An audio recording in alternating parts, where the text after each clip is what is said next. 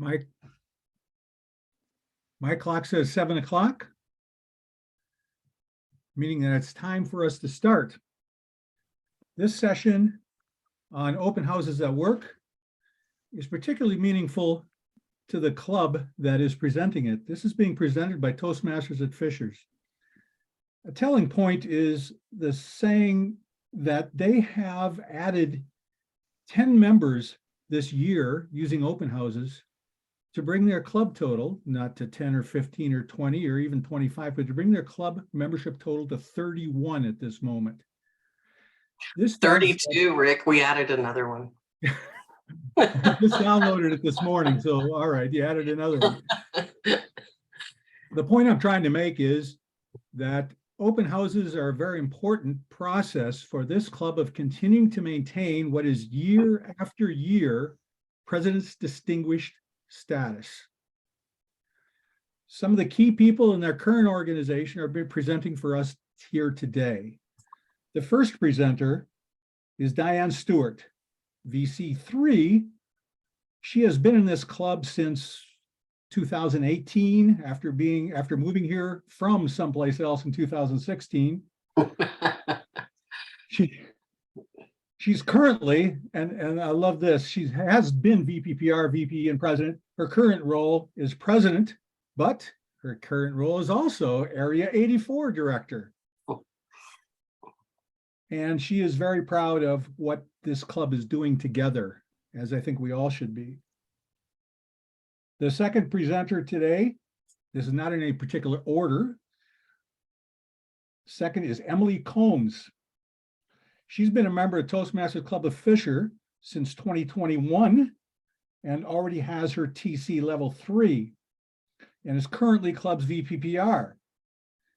She thinks she's learned a lot through Toastmasters, she says, and it is something she enjoys, and to share the value of club with others is also something that she enjoys. The third presenter is Marty Rowan, who's been a member of Toastmasters Club of Fishers since 2021 also.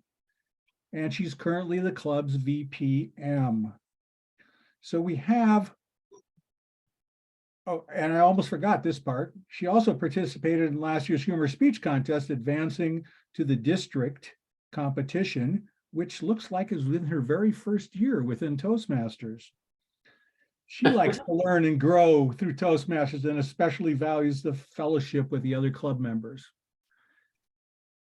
So I think we can all learn a lot from this club about how they use open houses to generate, well, to generate 10 members this year. Or is that 11 now that you added that one extra person? I believe the starting of this will be by Diane Stewart. Yeah, well, thank you so much, Rick. Let me bring up our deck. So thank you all. It is really a pleasure to be here with you tonight. And we really do have a jam-packed agenda of hopefully very practical tips and tricks and timelines and checklists and all of that good stuff for you to take away and be able to use and apply if you decide to hold an open house, which I hope many of you will. We're going to talk about why to even consider it. And then it's really focused on the how. Emily is going to actually build a open house event in Eventbrite live right before your very eyes. In fact, she's going to do it for hours. We're holding our next open house in May, and she's going to start the planning with you, with your eyeballs on her. And then once that is done, we'll come back and Marty is going to go through the whole communications scenarios of how to fill the room. And then once you have those prospects, how to convert them to members. And then I'll wrap it up with some overall planning checklists and keys to success. And we do intend to have time for Q&A at the end. But before we get started, I would like to follow up on that chat question that I asked of who's had experience doing this. And it looked like many of you have never attended or organized one. So we would definitely will be starting from scratch. But Mark, you said you have a couple of times and neither had very very good results. Would you be willing to go on the clock for 30 seconds and give us the highlights or lowlights, if you will, of what were the challenges in those not being as successful as you wanted? Rikia, can you unmute Mark? Thank you, Diane. I will say that I think our biggest failure was publicity. We have from time to time communicated very well with the Toastmasters crowd, but I don't think we've made much impact outside of our own tribe. Mm-hmm. That has been our biggest failure, I Yeah. believe. So you were preaching to the choir, but not evangelizing. Sounds like. All right. Okay. Well, that's not uncommon. And I've been in clubs in the past where we did an open house and we tried to reach other people, but it was like we put flyers up on bulletin boards of a company that's close by, and nobody's going to come off a flyer. They're just not. So it has to be more intentional than that. And we'll share at least how we've done it. And hopefully some of that will work for you too. All right. So take a look at these very real membership snapshots from some very real clubs who I won't name. And in the chat, tell me which club numbers you think would benefit most from having an open house. This one has 6 members looking for 10, 15 members looking for 16. That club 3 looks a little in better shape. And then club number 4, I'll give you 3 guesses as to which club that is with 32 members. But which ones do you think would benefit from, and I in the chat, just put 1, 2, 3, 4, 1, 2, 3, whatever. I don't see any answers. Anybody? Aha. Wow, you guys got the memo. You are absolutely right. All of them would benefit. But for those of you who said 1 and 2, certainly they would be a high priority for doing anything proactive to try to get their membership up, for sure. But I do want to emphasize that regardless of where your own club is at the moment, there are reasons to consider putting on an open house. It's not just to get a stronger base of membership, although that's the foundational reason, but you'll also have an opportunity to re-engage people, re-engage perhaps some inactive members who haven't been coming regularly, and importantly, former members. I know that there are clubs who had a lot larger membership before COVID and still haven't recovered. So an open house can be that, ta-da, we're back, come back, we love you. Remember how great it was in Toastmasters? Come join us again. And when you do that, regardless of whether it's brand new people or inactive or former people, when we bring more people to our clubs, we inject enthusiasm. We're all getting the opportunity to expand our professional connections, and we get new personalities. I don't know about you all, but in our club, the speeches that are shared and the table topic speeches that are shared bond us together in a way that I've never experienced in any other community. And when you have more people, there's so much more opportunity for that kind of connection. So energize your club with this kind of activity. And it's different than the one-by-one adding members when you have a whole big group. I mean, I refer to those 10 that we added as a cohort. We need to bring them through the system to get them all acclimated and into the fold. So how do you do it? Do you just announce an open house and they'll come? That would be nice, but it probably takes a little bit more.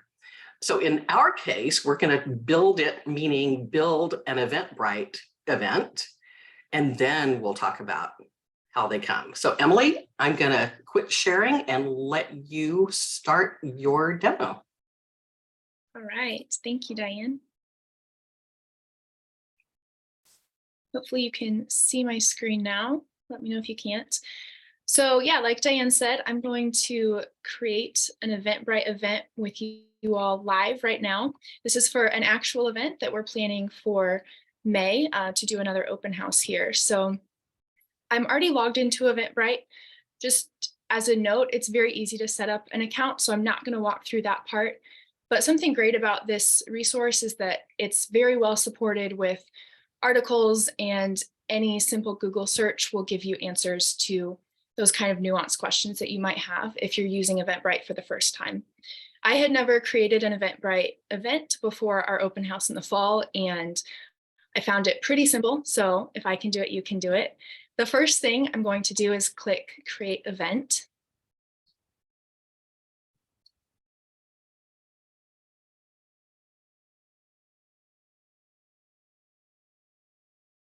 While it loads, there we go. I already had some copy typed out so you all don't have to watch me type. The first thing to put into Eventbrite is your event title.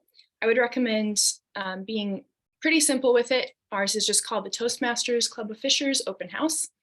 I wouldn't recommend trying to jazz it up too much because you want people to know what it is when they first immediately see the page.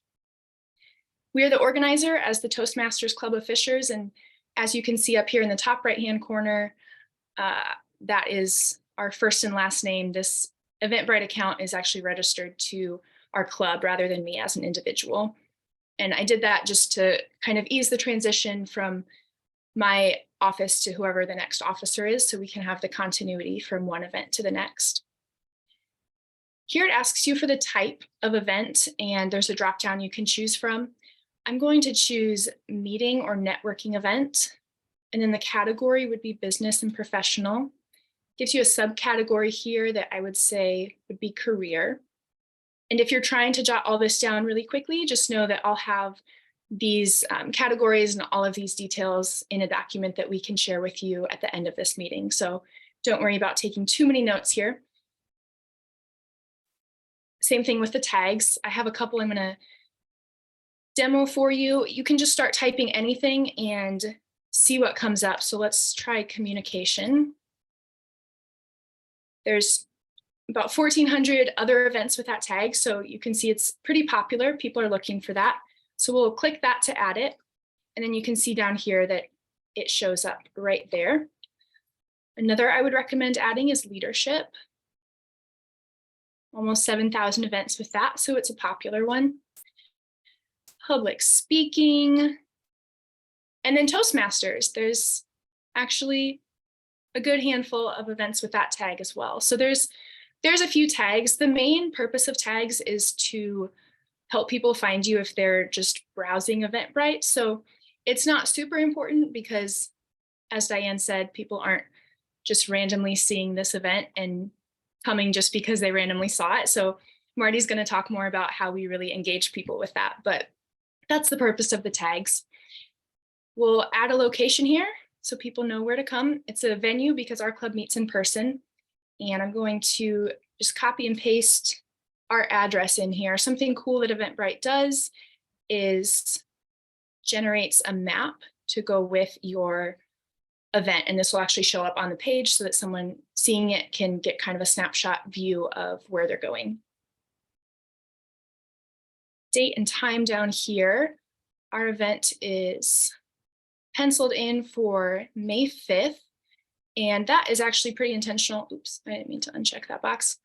The reason that we're doing May 5th is intentional because with our renewal period ending at the beginning of April, that'll give us a month to know for sure what our membership numbers are. And then with an open house at the beginning of May, we'll have 2 months to kind of shore up from what we have to what we want to have by the time we leave office July 1st. So our club's goal is to have 36 members by July 1st, which we'll see what our exact membership is on April 1st, and then be able to set a really firm goal for what we want to get out of the open house in terms of membership.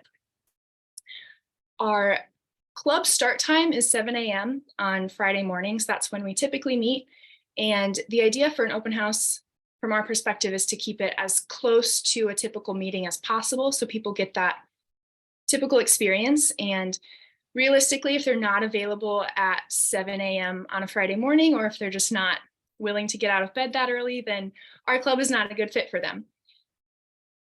With that caveat, we actually do extend to, typically our meetings are just right at an hour and we're done right at 8 o'clock. People go straight to work after that. But we're going to extend to 8:15 for this open house. And that's just so that we can have a little extra time for stragglers coming in late and then just socializing at the beginning and the end. And Diane's going to share our agenda later and you'll see that it's pretty jam-packed. So that's everything for this first page. The next thing is some details to let people know sort of what to expect from the event and also some instructions for our actual meeting space. I lied. The next thing is the main event image. So I'm going to upload that real quick. And let's see, I'm using the Facebook event photo that is on the Toastmasters International website. I'll include a link to that brand portal in my follow-up document. But that's all that is. And then it's really quite a good fit. So we're just going to save that as is. And here, well, you can see it, generate an example there. And then our summary text, I'm just going to say, you're invited. This is pretty short and sweet. You only have 140 characters and you could add more there, but I'm going to keep it simple this time.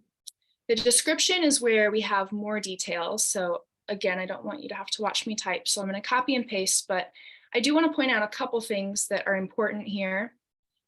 We tell people that there will be coffee in case they need that extra motivation to get out of bed. And then importantly, our meeting space is a little bit hard to find. So we give some pretty specific directions of how to find us when they get to the actual address.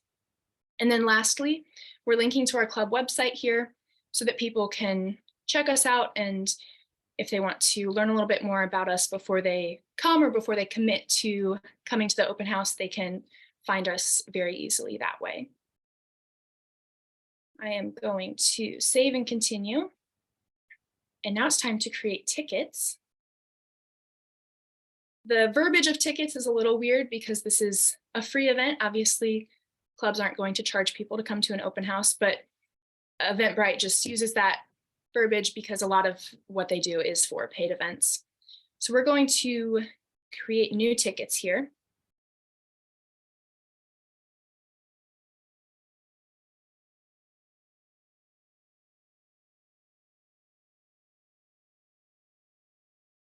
We'll change this to free.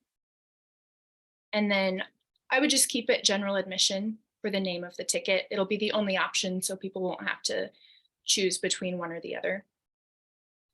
And then you can choose when you want your sales to start.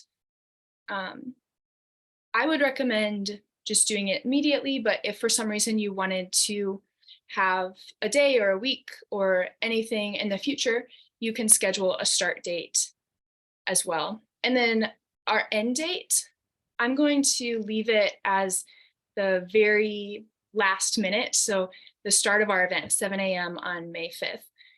The reason we want to do that is so that people have the option to register at the very last minute, or if their friend invites them the night before, they can still come and be included in our list of attendees and the information we're going to collect. The last thing I missed here is the available quantity. I would just way overshoot it so you don't have to worry about it. There's no harm. 200. 200, even better.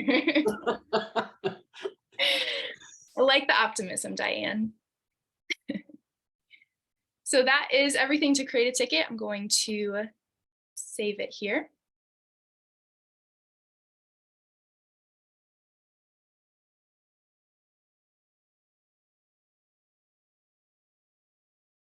The very next thing is to publish our event. I'm going to preview it so you can see what it would look like, and then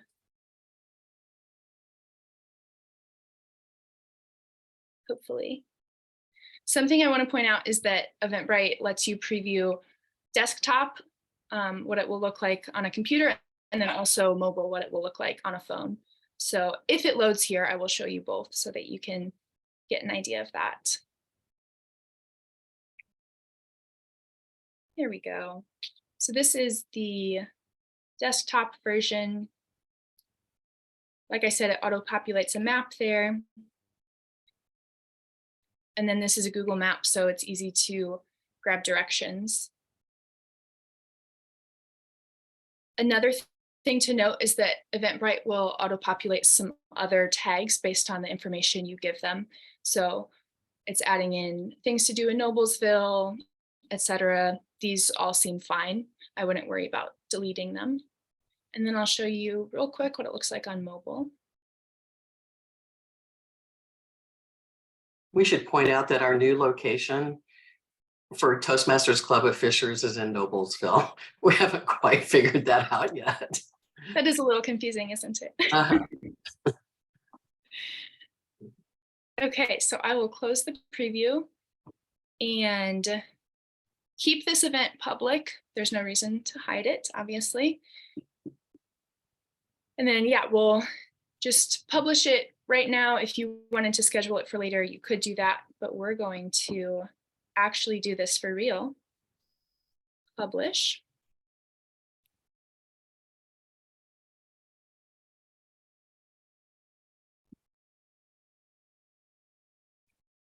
There it is.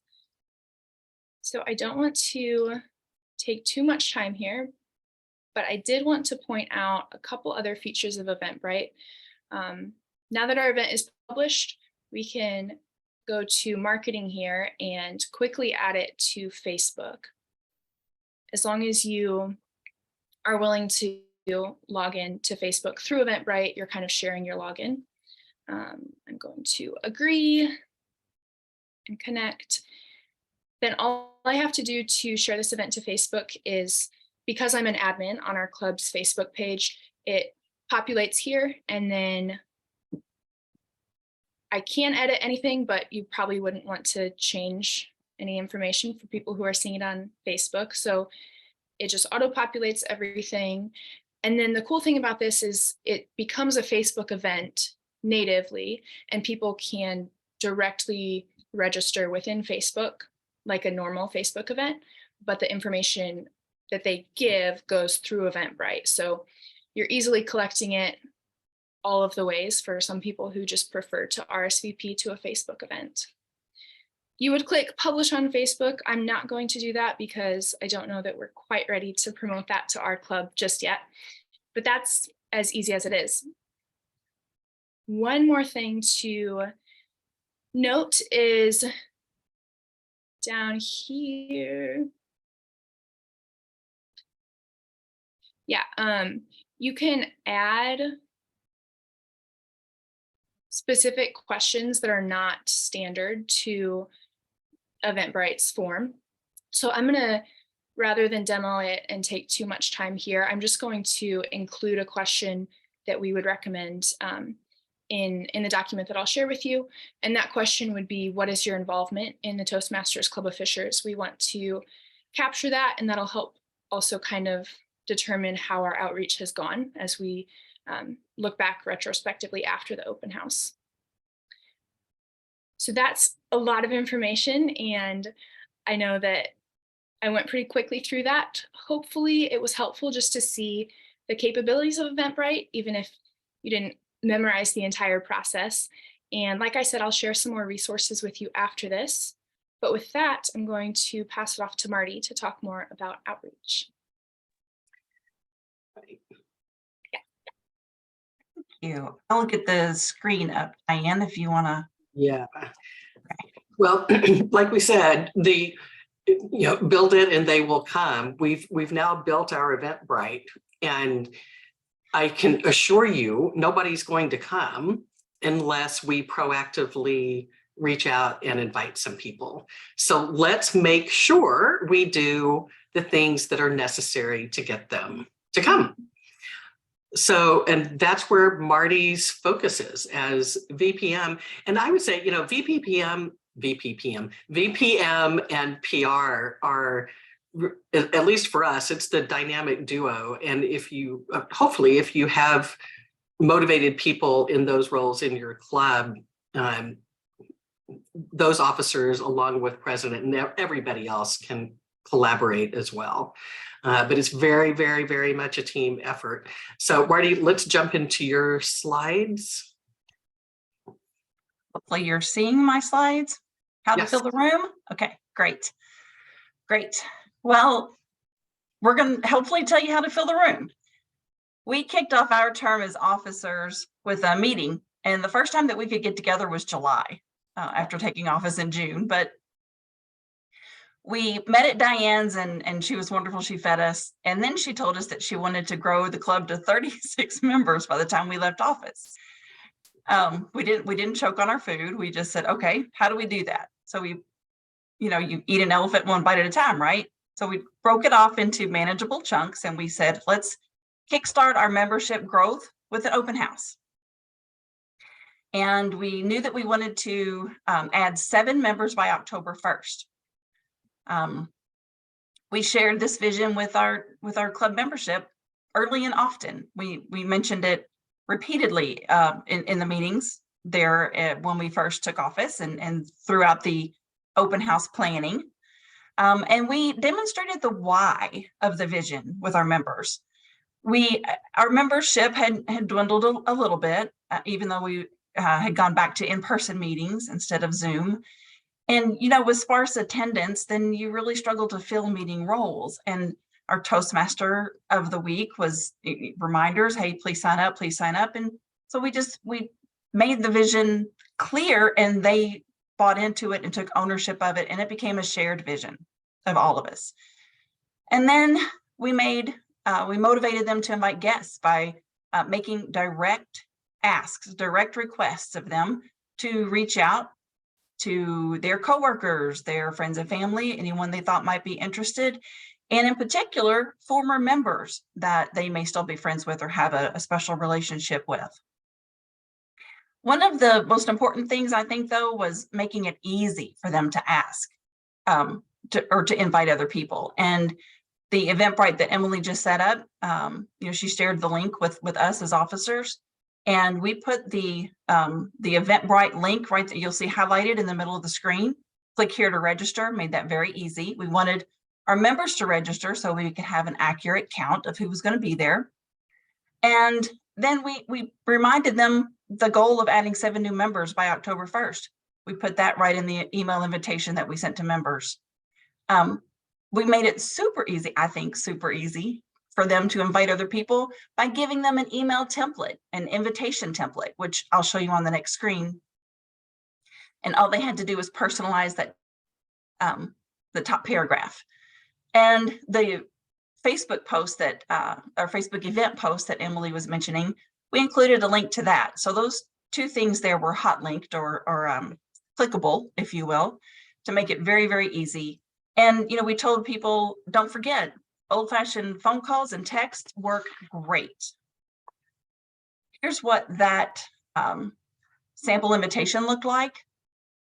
Hello, insert your friend's name here. And then you may have heard me talk about Toastmasters. It's important to me because I have a fellowship of like-minded people who want to improve their public speaking skills and grow as a leader. And then pretty much everything from there down, just a simple copy and paste. And then they could forward that to as many folks as they needed to or wanted to. And Diane, if I go too fast, I'm trying to catch up. But No, keep going. And again, we're sharing both the PDF of these slides as well as documents with all of this. Yes, all the templates. Yep. So in addition to encouraging members to bring a guest, you know, how else do you find people to invite? Well, you go to your club's website. And in membership management, for those of you that are using Free Toast Host, you'll see you've got separate tabs there for members, prospects, guests, and former members. And if you're a corporate club, or if you just don't use Free Toast Host, you know, whatever system that you use to manage your lists, we recommend the most important thing to start with is list cleanup. Get rid of names that have been on the list for years. And you don't do that by yourself as VP membership. You do that with all of your officers, and you ask them, hey, do you recognize this name? Is this someone that visited in the last 12, 18 months? And if nobody recognizes that name, it's probably safe to say they can be removed from your list. Once you have that clean list, what I did was I exported them into an Excel spreadsheet so that I could sort by person type, member, former member, guest, prospect, their RSVP status, and my most recent outreach to them. I kept a little notes column for whether they had been sent one invitation or a reminder, a second invitation. One of the important things that I think that I forgot to mention a while ago is we asked club members to reach out to those former members they may have a special relationship with, and that person, that officer, or that current member would send the invitation. And so by adding a little note to myself, I could remember who invited whom, and then ask them to follow up if that was necessary.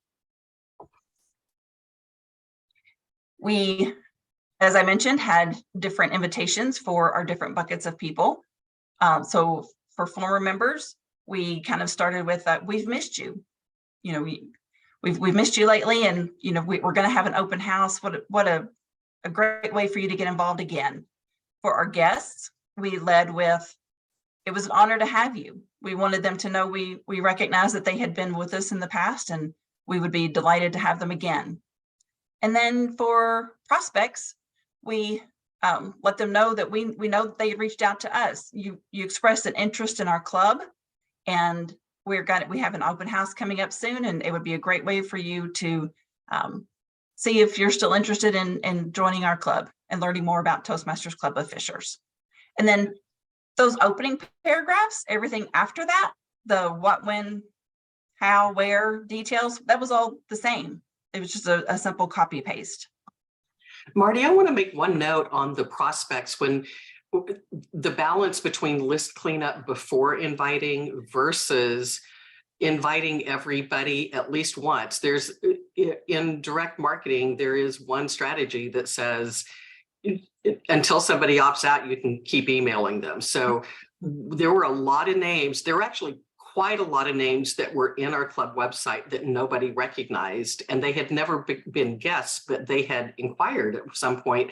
And Free Toast Host does not capture the date that inquiry comes in. So we truly had no idea how old they were. So that's why this last one says, according to our records, at some point in your life, you expressed interest. And that was our last time. So the people who were in that bucket who never responded, we then did remove them for the list. Yeah. But we just figured it's a Hail Mary, and maybe, you know, one or two of them might come. Yeah. And then, you know, to Emily's point of somebody not wanting to get up at 7 a.m, we did have somebody reply and said that they would love to come, but that wasn't a good fit for them. So I directed them to some resources where they could find another club that might work better for them. Yeah. Yeah. Another way that you can go about filling the room, you know, we had 19 guests RSVP. So we didn't really have to go to this extent, but you know, you could, if you were struggling and you weren't having a lot of success with invitations that you had emailed out or response to your Facebook event, you could target companies or reach out to some HR directors at companies that happen to be in close proximity to where your meeting location is. And then really encourage members to, you know, explore their connections and see who they additionally may be able to invite, and, you know, folks, their coworkers or other kind of teammates. And then one thing that we wanted to note here is that, and Diane, you might want to jump in on the corporate club section here, but you know what, we thought perhaps if there was a department that was very heavy and overrepresented, that you might be able to reach out to some that are underrepresented at your corporate club. Yeah, I think that I guess we could do a raise hands, although I can't see the room, as to how many are in corporate clubs. versus community. Maybe we could come back to that. Ricky, could you launch that poll? We didn't put it up at the beginning, and then we can come back to this during Q&A, depending on how many corporate clubs are represented here. Okay. How about that? Excellent. Okay. And I also wanted to mention that one of our members is an HR director. And so, she's able to kind of guide us and give us some tips on how best to get in front of an HR director. So you may be worried now about, having enough time to send all these invitations. Well, one of the things that I did when I sent the emails was I put my own email address in the to field, and then for everybody within one person type. So for like all members, not for members because they know each other's emails, but like say for prospects, then those email addresses I put in the BCC field. So I could email 30, 40 people at a time and not have to send them, one at a time. We had a specific timeline in mind for how we wanted to send the first invitation and then a second invitation. Our first invite went out 4 weeks before the event. For anyone that did not reply to the first one, we sent a second invitation within 2 weeks. And then 1 week out before the event, we sent a reminder to everyone that had said, yes, I want to come. 1 day before, we sent an email looking forward to seeing you tomorrow. And we even went so far as to texting some folks that, we had in our contact list on our phones. We kind of split that up and said, hey, just really encouraging them to be there. So after you've sent the list, you've got your RSVPs, and you've got 150 people said yes out of the 200 limit that you set for yourself, right? This time, you're done, right? You can wash your hands. You're done. Well, no, we think it's super important then to send a thank you email for everybody who attended with specific calls to action to convert those guests and prospects into members. And this is how we did that. On the thank you emails that went to guests and prospects, we had very specific, short and sweet and simple calls to action. We thanked them for attending, and then we gave them one of 3 options here. Yeah, I'm ready to join. Just tell me where to send the membership application and how do I get signed up. And the second thing that we recognize, not everybody is ready to join right away. So I have a few questions, but can we schedule a time to talk through those? And you can maybe help me learn a little bit more about the club. Or I'd like to attend another meeting, perhaps not the open house, just a regular agenda meeting, so that I can kind of get a feel and see if this is really the right fit for me. I attached a membership application to that thank you note. And I think, Diane, you had a note about that as well, the membership application. Well, I think it's really important to share how many people actually joined just from that thank you the next day. How many people did we have join immediately? 4. 4 replied to that email. Yep. And then I think, if I remember correctly, I think one of the things that Diane wanted us to note was that we attached the membership application to almost every interaction that we have with prospects and guests. So that was the thank you that went to guests and prospects. And this is the thank you that we sent to former members. I didn't necessarily, I think I did attach the membership application. I can't remember, but we know that they know the value of Toastmasters. And so we just said, hey, it was so much fun to see you. And we know that you know the value of Toastmasters, and we'd love to have you back. We actually had 1 rejoin. So I'll count that as a success as well. And then I believe now that it is time for Dan to talk planning and keys to success. I managed to get rid of my coughing attack. I am nursing a cold, so if I go south again, Marty's going to take over. Marty, I did look at the poll results, and we do have 10 or 12 people who are in corporate clubs. So we'll come back to that at the end and brainstorm the outreach a little bit more there. So what we want to do now is look at just some overall planning checklists and keys to success. And a lot of it has been alluded to in the comments that Emily and Marty have already expressed. So Marty, if you can go to the next slide. This is one of the checklists that we're going to share with you. And I just want to point out a couple of things. You see that there are 2 items there with 4 weeks in advance planning at least. We highly recommend that you have a guest packet prepared for everyone. And if you're ordering any printed materials from TI, obviously you need to allow for that lead time. And likewise, if you're like us and it's not so easy to find your meeting location, make sure you've got the signage. And if you don't, get that taken care of. We didn't, because we're again in a pretty new place at the time that we had the open house. So we ordered some yard signs that would be visible from the road coming into the turn lane, and then they have to meander around a parking lot. So we actually had 3 yard signs to follow the yellow brick road to find us, and it was helpful. And we also, by the way, had 1 or 2 members outside, so in front of the door that they needed to enter in, but with visibility to the parking lot, so that there was actually a person there that would hopefully give a little warm fuzzy for somebody coming in for the first time and really be assured that it's a friendly place and this is really where I want to be.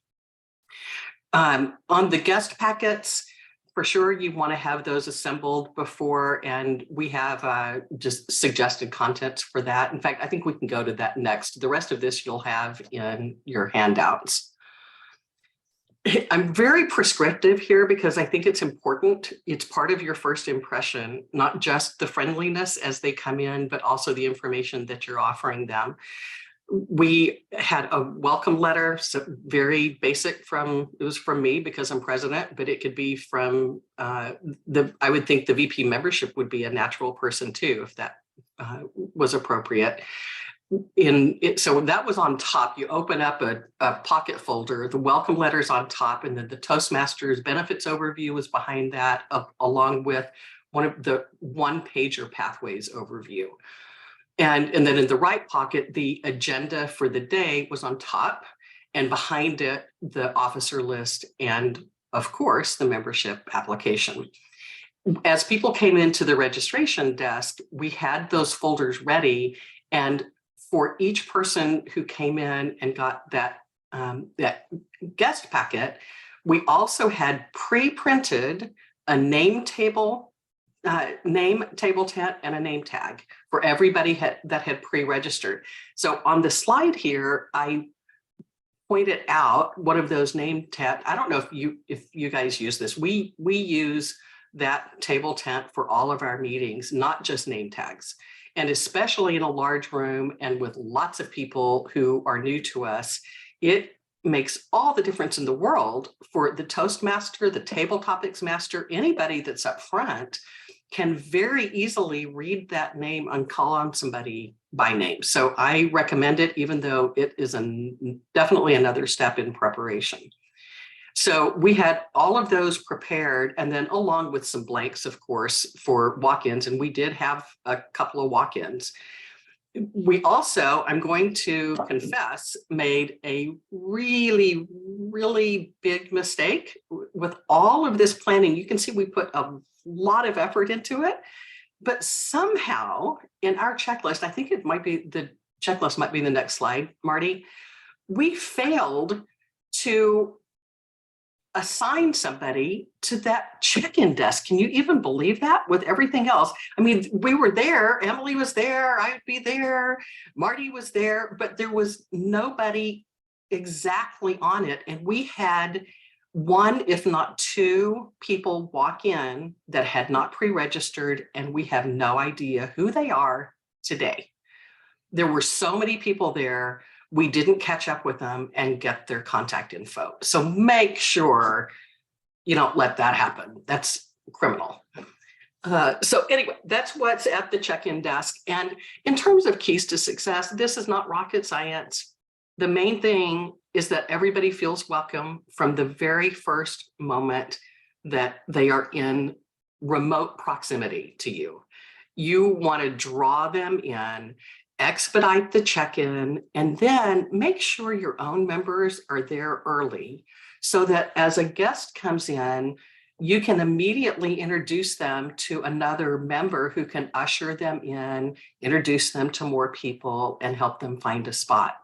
We even went so far as to set up the room in advance where our member name cards were predetermined. We scattered them throughout the rows, never sitting next to each other, so that there were always empty chairs for guests beside every member. And then the last thing is, you can get them there, you can wow them with a really crisp guest packet, but if it's a dull, boring, or disjointed meeting, that is not compelling. So be very mindful of what you're putting together, especially with your prepared speakers. And I highly recommend having testimonials. We actually had 6 testimonials in this meeting in 2 rounds. And you can go ahead and flip to the agenda, Marty. This is small, and we're sharing this with you too. But you can see that we had, first of all, Emily was our featured speaker. It worked out really well because she had shared a speech a few weeks prior that was in the team collaboration pathway, but it had to do with leadership, and she was doing kind of a book review on Great by Choice and then applying it to professional development. But for this occasion, she tailored it to Great by Choice as it relates to Toastmasters. It was stellar, and it was truly on point for the occasion. And then with the 2 rounds of testimonials, we invited a couple of former members to give a testimonial.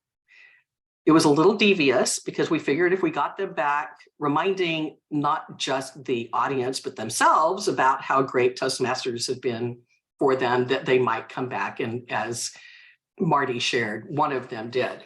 But I was very, very thoughtful about who I invited to do this so that we would have a variety of benefits that were described. One of those testimonials was from a man who came to Toastmasters very specifically to meet some professional development goals.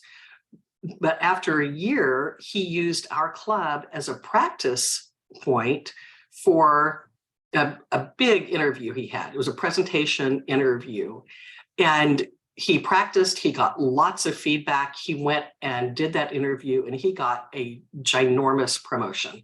That was his testimonial. And now he's still a member, but he can hardly come because he travels. He's got a big job that takes him out of town all the time. But it was a great testimonial.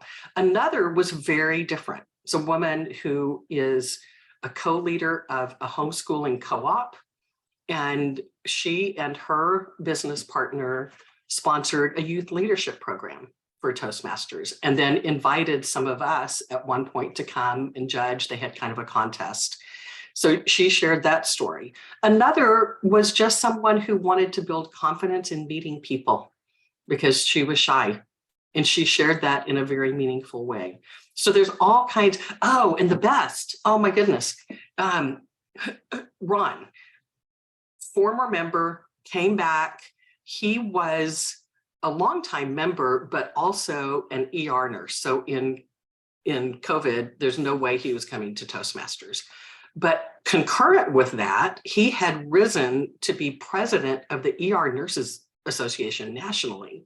And he credits Toastmasters for helping him build the public speaking and leadership skills for that.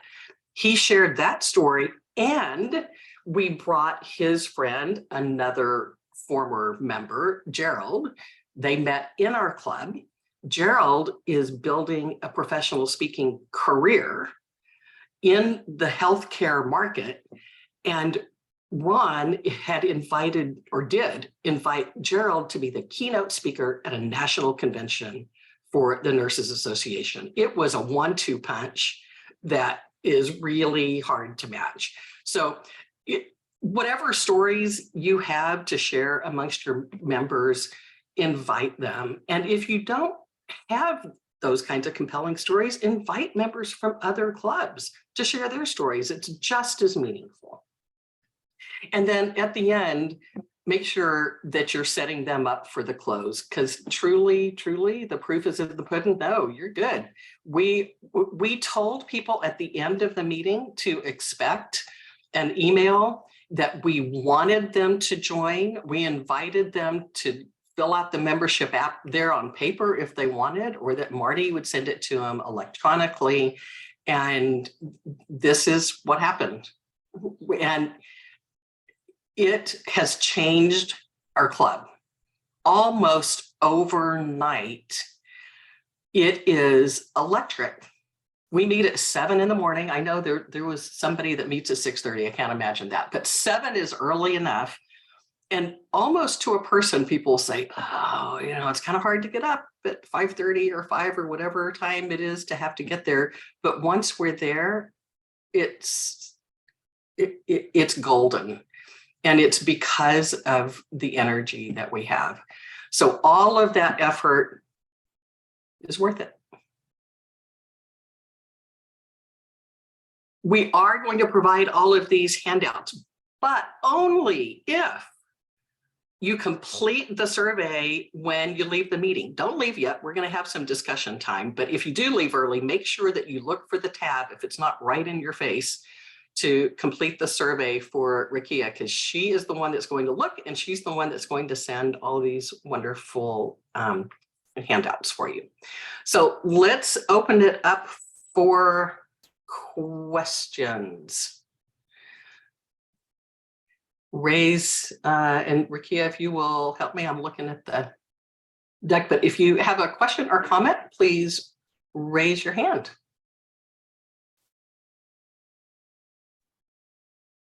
Anybody, come on.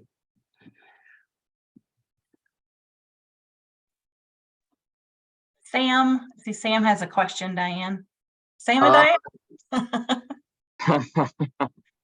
Sorry. Yeah, my question is handling the hybrid in terms of planning ahead for having both in person as well as online attendees.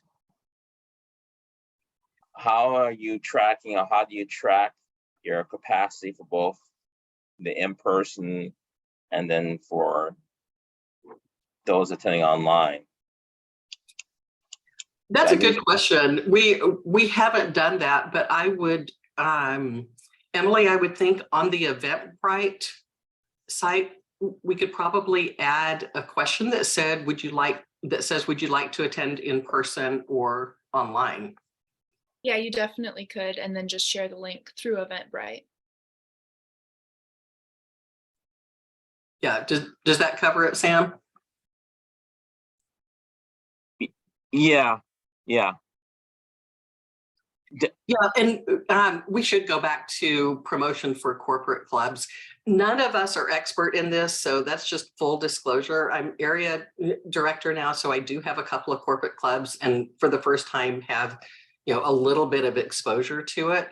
One of my clubs actually both of them have a corporate sponsor. So I would think that a corporate sponsor would be helpful in getting communications out to different groups in the company. And then, if it were, I work for a big company and we have a corporate club at VMware, I think, but I don't want a corporate club. I like my community club. But if it were me in my company, there would be Slack channels to promote it in. There would be different types of team meetings, if getting in front of different group leaders to endorse it and then make it available to their people, I think would help. And another one of my clubs, it was the corporate sponsor who had a connection to it wasn't a motivational speaker, it was an outside speaker that does a bit on storytelling. So she brought in and scheduled a virtual event company-wide. It wasn't directly Toastmasters, but they had that storytelling Zoom event, and then they promoted Toastmasters at the end of it as a place to come. So that sort of thing you could do. If any of you that are in corporate clubs have some ideas to share, speak up. Diana, I see Catherine Finley has her hand raised. Okay, and thank you for turning the video back on. I turned it off momentarily and couldn't get it back on. It's not really about corporate. This is not about corporate clubs, but it's about just piggybacking on Sam's question. When you have the open house, do you have it hybrid or is it all in person? No, we're all in person. You're all in person. Then secondly, what is the ratio of hybrid, the people that attend virtually in your, I assume you have hybrid meetings. No, we don't. We're all in No, person. oh, you're all person. Yeah. Okay. Yeah. Okay. Yeah, we revert to Zoom. For example, next week, the meeting room that we have at a corporation isn't available. So we're meeting on Zoom, all on Zoom, just because we Okay. can't get that room, but we're hoping that is rare. Yeah, but I don't think the promotion of the event really changes. I think in any hybrid meeting, you have to be particularly mindful of involving everybody in attendance. And that's its own thing. We should probably have a training session just on that, because it depends on the meeting setup. One of my clubs has, a corporate club has a beautiful meeting space and the hybrid setup with the cameras and all of that. I mean, it's great, but it depends on your setup as to, how hard it is and what the tips and tricks are to incorporate that. But the promotion of the event is no different.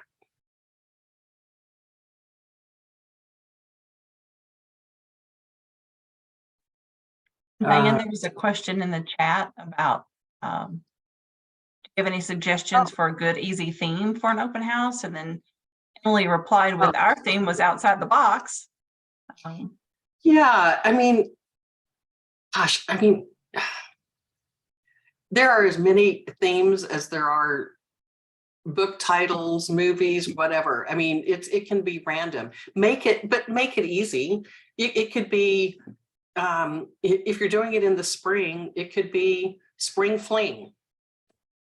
And then ask anything about it becoming spring again. I'm not very good at that off the top of my head, but don't overthink the theme. Just make it simple and make sure. I talked about being mindful of speakers, but be very mindful of who you select to be table topics master as well, because you want somebody who can come up with very straightforward, easy to answer questions that lend themselves to people sharing their experiences. You don't want complicated questions coming out of the box. And one of the things I didn't mention in the keys to success, and our table topics master, Jenny, at our open house did a fantastic job of explaining what table topics are, what the expectations are. She called on a couple of members first, and then she asked for volunteers if any of our guests wanted to participate. And we had 2 that did. And one of them that participated is one of the people that joined the next day. So just you just have to be very mindful of every detail of that meeting to make sure that it's a positive experience. I see another hand raised, Rakia. Deborah. I don't see her full name, sorry, but Deborah Johnson. Deborah Johnson. Yes, that's me. I'll There you help you along the way. I have a Thank you. question. Now, I was thinking that with so many clubs and because of COVID and really worldwide, Toastmasters has lost probably over 50,000 members. And with that being said, what do you think about joint open houses with clubs in your district? And with giving each club an opportunity to create their elevator pitch and then go on with the meeting. And then I'll thank you guys now and I'll mute myself and listen for your answer. But great job, great training. Hats off to you guys. Rakia, you guys are great. Thanks, Deborah. I don't think that there's any wrong way to do an open house. If it requires getting 2 or more clubs together to make it effective, then do that. The thing that my only concern with it is attracting people who can come at a time when your own club meets. I think Emily made that comment earlier. So if you meet at 6:30 in the morning and the open house is at 7 o'clock at night, you may get a lot of people there, but they may not get funneled to you because you're a morning. So just be mindful of it. The other thing that I think could be helpful to some clubs would be to ask members from other clubs just to come to you. So even if you're meeting at 6:30 in the morning, I don't know if I'm going to raise my hand to help, but maybe I will. If you meet at 6:30 in the morning, and if you only have 8 or 10 regular attendees at your meeting, you'll probably want a few more. So see if you can get some volunteers from some other clubs to come and fill the seats. And if you need those other members to fill a role in the agenda, great. But if you really just need more people to give some energy and be available to answer a table topic and engage with guests, then that's fine too. And we're going to ask you on the exit survey if you would need that kind of help and if you'd be willing to offer that kind of help. All right, what have we got here? We've got 16 people saying, yes, definitely they're gonna have an open house. That is awesome. Yay, team. And then another 8, if your club leadership buys in, let us know if there's anything we can do to help your leadership buy in. I think between the 3 of us, if you wanted one of us to join a Zoom officers meeting at some point, if we could fit it in our schedule, I'm just going to speak for Emily and Marty. I mean, that's no big deal. If you wanted us to join an officers meeting and help give some perspective on this and persuade them, that would be great. All right, so we've got a few that feel that it's too daunting or still daunting. Is there anything else that we can help you with that would make it feel less daunting? Anybody? Or if there is, let us know in the survey. And if there's any way we can assist, we will. I'm so glad there's nobody on the last one just here for training credit, or at least not willing to admit it. That's great. All right, we are 4 minutes past, Rick. Should we wrap it up? Oh, we've got it. Let's see. Our club just had an open house. So Kate, real quick, did you get some new members out of that open house? We did, well, we got 1 new member and we have 1 person who is a previous member who's going to be coming back. So I guess we feel confident that we got at least 2 and maybe more. It's still up in the air, but we can certainly Okay. that there were gaps in what we did. Our follow-up maybe wasn't as strong as it could have been. We ended up not having time for what I thought was one of the most essential things, and that was we did not have testimonials, which I thought, you know, in retrospect, we know that that probably hurt us. Well, it's just another, it's just another opportunity to do something differently. So I certainly wouldn't have another one next month. You don't want to overdo it because you'll wear out your members and it won't feel special to those people that you're inviting. But the April-May timeframe is probably good. People are starting to, you know, crawl out of their houses after being stuck in the cold. And you know, that you heard the rationale for ours, first week in May, so that we still have a couple months before the end of the term and meeting all of our club goals.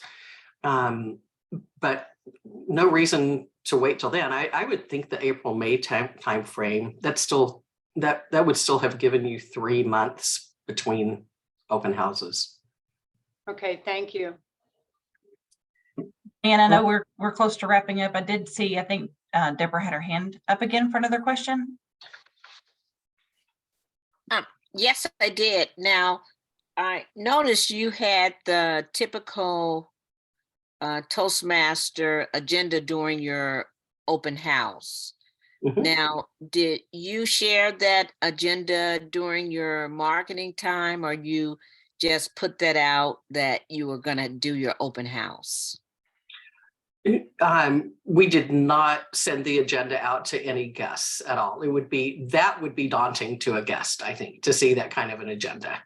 No, the invitation is short and sweet. Just come and learn, learn about us, the links to what Toastmasters is, but they don't see the agenda until they get there. Right, right. Well, I might add that Toastmasters International, they really have a nice template for, like you said, just simple and sweet. I was just curious as, did you include that in your marketing? Not in the marketing, but we very deliberately printed an agenda with all of the details in it. In our agendas, we describe the role and we socialize that so that people really know the purpose of any given role and the directions, even in table topics. And people comment on it regularly, and they particularly comment on how much we get done in an hour. In one of our 1 hour meetings, we routinely have 3 prepared speeches and enough time for 3 or 4 table topics and evaluations of table topics and everything else. And we're done in an hour because we are regimented. And there's lots of people who say, wow, you know, if our business meetings could run like this, that'd be awesome. Like, well, you know, another thing that you can take away from Toastmasters. Well, and one last question. How long have you been a Toastmaster? I first joined in 2016. I lived in Ohio at the time, so I was a part of 2 clubs there, and then had a little break when we moved, and then we were probably 6 or 9 months off, and then joined back here in 2018. Okay, well, thank you very much. And this has been a fabulous training, as they all were. And thanks for giving of your time. Thank you very much. Thank you all for being here. And if there's anything in chat that we can follow up with directly, we'll take a look at that once we end, but we want to be respectful of your time too. But please do complete the survey and we will send you all more handouts than you will know what to do with. And so join me in thanking this team.